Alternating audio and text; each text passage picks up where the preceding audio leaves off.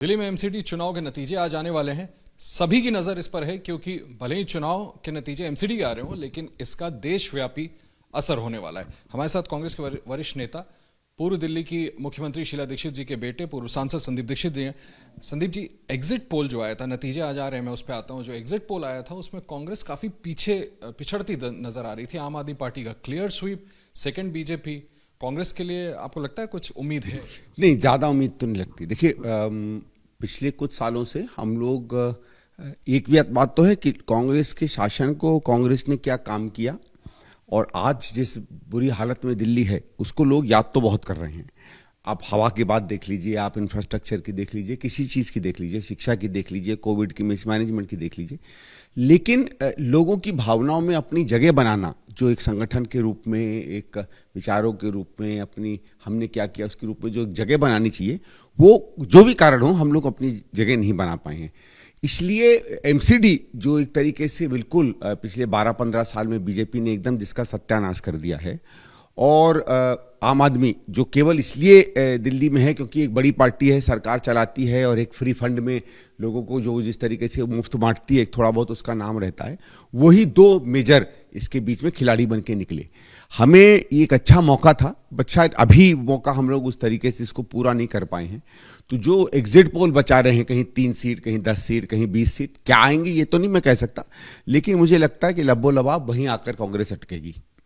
आज जो नतीजे आ रहे हैं, यानी कि आपको लगता है कि कांग्रेस जिस तरह का परफॉर्मेंस करना चाहती थी, करना चाहिए था, उस तरह का परफॉर्मेंस नहीं, जो तरह का परफॉर्म हम लोग कर सकते थे।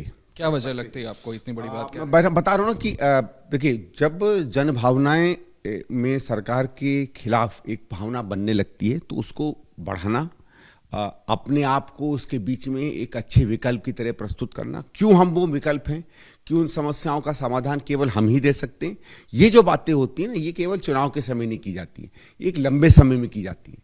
उसके साथ आपका क्या नेतृत्व है, क्योंकि देखिए ज़मीन पर बहुत से हमारे लोग हैं जो इधर उधर चले गए। एक बात तो मैं जरूर स्पष्ट आज करना चाहूँगा कि एक क्लिनजिंग तो हुई है। जितने हम लोग कांग्रेस में बदमाश मानते थे वो तो सब चले गए आम आदमी में। उस हिसाब से एक अच्छी स्वच्छ लीडरशिप बची है, लेकिन लीडरशिप के बचने से कुछ नहीं होता है।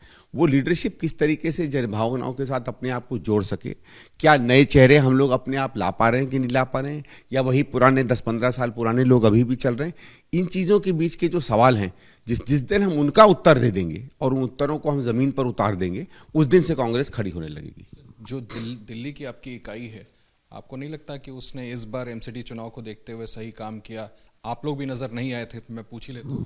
नहीं, देखिए, दिल्ली की इकाई क्या कर रही है वो तो वो जाने, हर आदमी अपनी परिस्थिति में मेहनत करता होगा, लेकिन जो मैंने कहा कि जो सतत एक लंबे समय की एक सोच देकर जो काम करना चाहिए, वो अभी दिल्ली में उस तरीके से नहीं दिख रहा है। आम आदमी पार्टी का लैंडस्लाइड प्रेडिक्ट कर रहा था, अब तो खैर नतीजे आ जाएंगे, पता चल जाएगा, और आप लोग तो और पीछे जा रहे हैं। नहीं, उनका रहेगा लैंडस्लाइड। देखिए, मैंने कहा ना, उन्होंने एक नई तरीके की राजनीति में पैसे बांटने की एक प्रथा शुरू की है। मैं तो इसको, देखिए, बहुत सीधे सीधे मैं इसको रिश्वत मानता हूँ। मैं ये कहता हूँ, अगर मैं आपको 100 रुपया दूँ और आपसे वोट लूँ तो वो रिश्वत मानी जाती है। मैं आपको सरकार खजाने से 100 रुपया दूँ और फिर वोट लूँ तो वो भी रिश्वत क्यों नहीं है? मेरा ये कि इन्होंने एक नई तरीके से लोगों के मन लुभावने की बात की, क्योंकि वो जानते थे कि अगर वो काम के क्षेत्र में सामने आएंगे तो कांग्रेस उसको पछाड़ देगी। तो ठीक है, हर पार्टी की अपनी नीति रणनीति होती है, लेकिन मेरा ये कहना है कि जो 2 सरकारें, एमसीडी का अगर आप बीजेपी देख लीजिए और दिल्ली सरकार में दिल्ली को चरमराती व्यवस्था देख लीजिए, तो कांग्रेस के लिए बहुत अच्छा मौका है। आज भी है, कल भी था।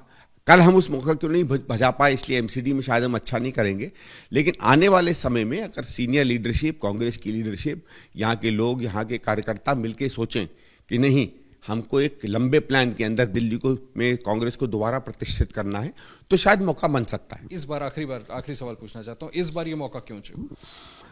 नहीं, इस बार नहीं। हमको लगता है ये एक थोड़ी सी दिक्कत है, कई यही नहीं कई जगहों पर है। एक तो शायद हम लोग, एक आदत हमारी लेट जागने की है। हम लोग पूरी तरीके से एक चुनावी माहौल की या चुनावी प्रक्रिया की पार्टी नहीं है। हर स्टेट में हम थोड़ा लेट जागते हैं। जैसे कहा जाता है ना कि बीजेपी सतत 24 घंटे चुनावी माहौल में रहती है, हमें भी एक तरीके से 24 घंटे चुनावी माहौल में, कम से कम उन क्षेत्रों में, उन राज्यों में जहां हम ज़्यादा अच्छे नहीं हैं, वहां उस मोड में आना पड़ेगा। तो अगर कांग्रेस अपनी सोच, अपनी लॉन्ग टर्म रणनीति बदलेगी तो मुझे लगता है दिल्ली में हमारे लिए जगह है। नहीं तो दिल्ली में अभी फिलहाल कम से कम आने वाले 2-3 साल में, 4 साल में इस तौर तरीके के अंदर तो जगह दिखती नहीं। बहुत शुक्रिया हमसे बात करने के लिए संदीप दीक्षित साहब, जिनका कहना है कि लॉन्ग टर्म राजनीति करनी होगी, अपनी रणनीति बदलनी पड़ेगी, तो दिल्ली में कहीं कांग्रेस अपनी पुरानी खोई हुई जगह बना सकेगी। लेकिन इस बार कम से कम एमसीडी चुनाव के नतीजों में कांग्रेस के लिए कोई बेटर परफॉर्मेंस की उम्मीद तो नहीं है। कैमरामैन मनोज के साथ आशीष कुमार सिंह, एबीपी न्यूज, दिल्ली।